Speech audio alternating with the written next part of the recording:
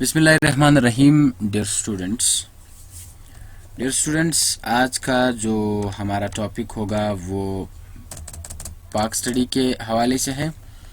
हम पढ़ेंगे, मैं इस सवाल को थोड़ा बड़ा करूं ताकि आपको नज़र आ जाएगी। हम पढ़ेंगे एक्ट ऑफ 1919, ये हमारा सवाल है, ठीक है। हम इसमें क्या पढ़ेंगे, एक्ट ऑफ 1919 में इसको मॉन्टेगो चैम्सफोर्ड इस्लाहात भी कहते हैं, ठीक है, रिफॉर्म्स। उर्दू में इसको इस्लाहात कहते हैं। हम इसका हिस्टोरिकल बैकग्राउंड पढ़ेंगे, मेन पॉइंट पढ़ेंगे, मेन जो पॉइंट्स है वो भी पढ़ेंगे, और इसका हम हिस्टोरिकल बैकग्राउंड में इंट्रोडक्शन भी होता है वो भी पढ़ेंगे। तो चलते हैं अपने टॉपिक की तरफ। आपको फोकस किस चीज़ पे करना होगा, एक हिस्टोरिकल बैकग्राउंड इसका बहुत ज़रूरी है, और दोनों जो मेन पॉइंट जो मैंने लिखे ये दोनों आपके लिए बहुत ज़रूरी है, ठीक है। तो शुरू करते हैं। The bill was introduced in 1919 in UK parliament.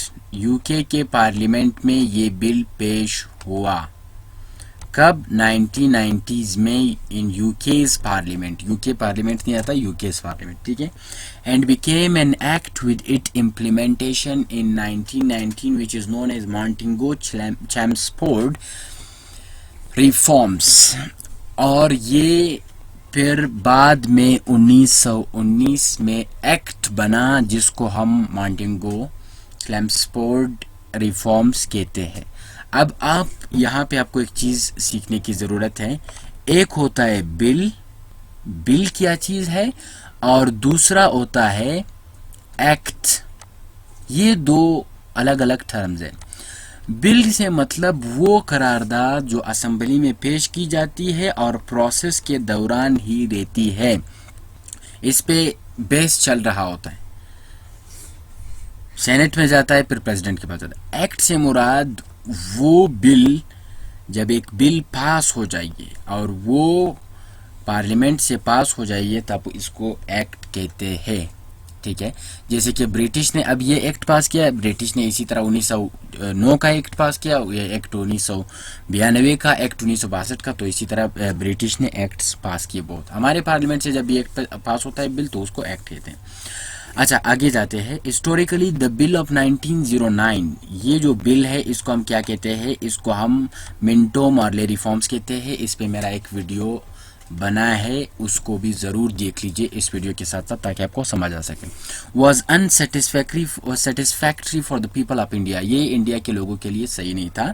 Due to which they demanded for more in self government, इसी वजह से इंडिया के जो लोग हैं उन्होंने क्या किया, उन्होंने और सेल्फ गवर्नमेंट के लिए और हकूक की लड़ने की बात की और सेल्फ गवर्नमेंट की बात की। टू अचीव द गोल, इस गोल को अचीव करने के लिए it required the staunch unity of Hindus and Muslim, इसको हासिल करने के लिए हिंदू और मुस्लिम यूनिटी की ज़रूरत थी। लखनऊ पैक्ट, ये लखनऊ पैक्ट है, ठीक है। removed this sole hurdle and both the Congress and All India Muslim League kept aside their personal differences and worked jointly।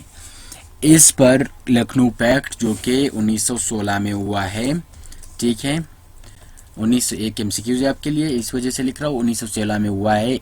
ये कांग्रेस और मुसलमानों के दरमियान हुआ, जिससे दोनों के इख्तिलाफात क्या हुए, ख़त्म हुए, तो एक जगह पे इन्होंने काम शुरू किया। मीनवाइल इसी दौरान the world war one began, world war one शुरू हुआ। The British asked the Indians for help, British ने मुसलमानों से मदद की अपील की। Resultantly 1 million Indian soldier participated with Britain in war, 1 million Indian soldier ने इनकी मदद की, on condition that British would give the Indians the right of self government, इस कंडीशन पे कि ब्रिटिश जंग के बाद मुसलमानों को सेल्फ गवर्नमेंट का इख्तियार देगा। Though after the war there were no steps taken toward, मगर वॉर के बाद इसके लिए कोई स्टेप्स नहीं लिए गए। वर्ल्ड वॉर वन जब ख़त्म हुई, ब्रिटिश उसमें फातेह बनी, फिर भी कोई स्टेप्स नहीं लिए। So there emerged a huge civil disobedience, तो सिविल डिसोबीडियंस शुरू हुई, ओबीडियंट मोमेंट शुरू हुई, डिसओबीडियंट मोमेंट, सिविल डिसओबीडियंस, ठीक है, ओबीडियंस मोमेंट शुरू हुई अगेंस्ट द ब्रिटिश, ब्रिटिश के खिलाफ, jointly by the Muslim league and the Congress, Congress और मुसलमानों ने एक होकर इनके खिलाफ क्या शुरू किया, ब्रिटिश के खिलाफ एक मूवमेंट शुरू की। British seeing to the political scenario, इस पॉलिटिकल सिनेरियो को देखते हुए, मौके को देखते हुए, the British decided to pacify the Indians, इस मौके पर ब्रिटिश ने यह फैसला किया कि ये जो इंडियंस है इनको पैसिफाई किया जाए, इन खामोश किया जाए, इनको अपने हकों को दिया जाए। एट द टाइम एडविन मॉन्टेगो जो कि एक शख्स का नाम है, was the secretary of for the state, secretary of the state था ये of India. Made is famous declaration in the house of common, house of common ने इन्होंने एक बिल पेश की। ही वो अलॉन्ग विद क्लेम्सफोर्ड, ये जो मॉन्टेगो है, प्रिपेयर्ड रिफॉर्म्स इन 1918 में ये उन्होंने इन रिफॉर्म्स को प्रिपेयर किया। The same reforms were accepted by the house of Commons, house of common में इसको पेश करने के बाद हाउस ऑफ कॉमन ने इनको क्या किया, इनको मान लिया। विच वर देन इम्पोज्ड इन 1909 में ये एक्ट बना। The main points of the reforms are as under, ये जो मेन पॉइंट्स है रिफॉर्म्स के ये है, मैंने एक एक करके इनको बहुत डीपली, बहुत अच्छे तरीके से इनको एक्सप्लेन किया। 12 to 8 was kept the number of the council of secretary of the state, secretary of the state के जो काउंसिल के मेंबर्स होंगे वो 12 से 8 होंगे, 8 से 12 होंगे। 3 of which would be Indians, उसमें 3 इंडियंस होंगे। And half of them should have spent 10 years in India, यानी उसमें से 10 ने इंडिया में वक्त गुजारा होगा। कितना वक्त? 10 years। तो इसका मतलब है कि सेल्फ गवर्नमेंट के लिए एक बहुत बड़ा इकदाम था। The central legislation was to consist on 2 houses, central legislation 2 houses पे, कितने हाउसेज पे? 2 हाउसेज। सेंट्रल लेजिस्लेशन कितने हाउसेज पे?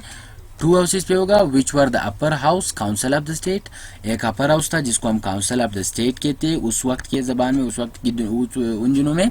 एंड एक था लोअर हाउस जिसको हम कहते हैं legislative assembly.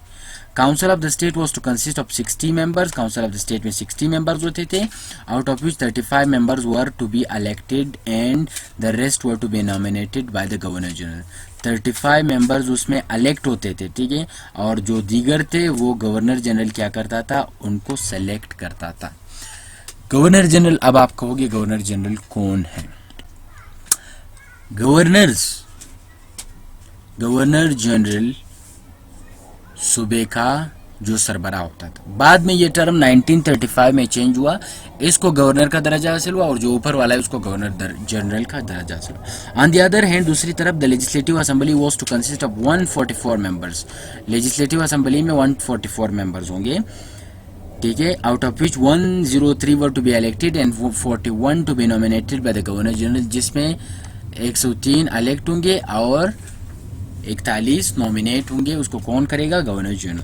The duration of the upper house, जो अपर हाउस की जो ड्यूरेशन है वॉज 5 years, 5 years होगा, ठीक है, कितना? 5 years होगा। And the duration of the lower house was 3 years, और ड्यूरेशन ऑफ लोअर हाउस 3 साल होगा। अच्छा, number 3, the powers were divided between the centre and the provinces, centre और प्रोविंसेस के दरमियान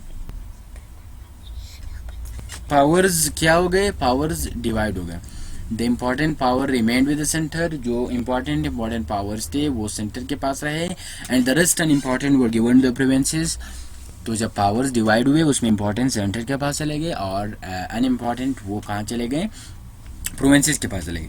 the salary of the Indian secretary of the state was to be paid by the British exchequer, previously salary was paid by the Indian treasury, यानी Indian secretary of the state का जो salary था उसको exchequer जो है उसको British exchequer वो इसको पे करेगा। और क्योंकि ये बट प्रीवियसली ये क्या था? प्रीवियसली ये इंडियन ट्रेजरी से क्या होता था? दिया जाता था। अच्छा, the system of dyarchy a kind of double government in the provinces was introduced, dyarchy का जो सिस्टम है इसको इंट्रोड्यूस किया। तो ये जो हमारा क्या था, ये हमारा एक्ट ऑफ 1919 था, ये हमारा सवाल था। हमने इसके मेन पॉइंट्स और इसका हिस्टोरिकल बैकग्राउंड क्या किया, इसका हिस्टोरिकल बैकग्राउंड हमने बयान किया। तो अगर आपको ये वीडियो पसंद आई है तो लाइक ज़रूर कीजिए और मेरे चैनल को सब्सक्राइब कीजिए ताकि हर आने वाली वीडियो आपको सबसे पहले मिल सके। तब तक के लिए अल्लाह हाफ़िज़।